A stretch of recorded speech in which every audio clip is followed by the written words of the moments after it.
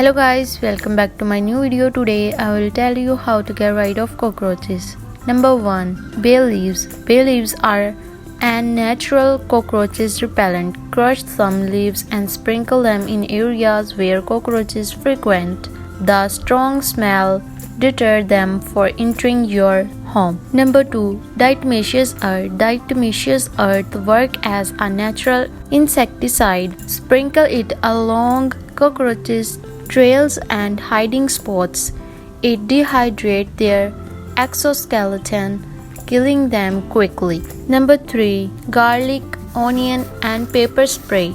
This mixture is a simple home remedy for cockroaches. Blend garlic, onion and pepper with water. Spray the mixture in areas where cockroaches gather. Number 4.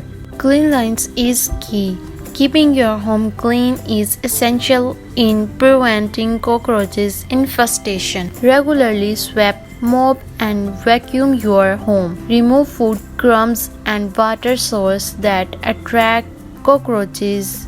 Seal cracks and holes to back their entry points. Using these natural remedies can help keep your home cockroaches free without using harmful chemicals.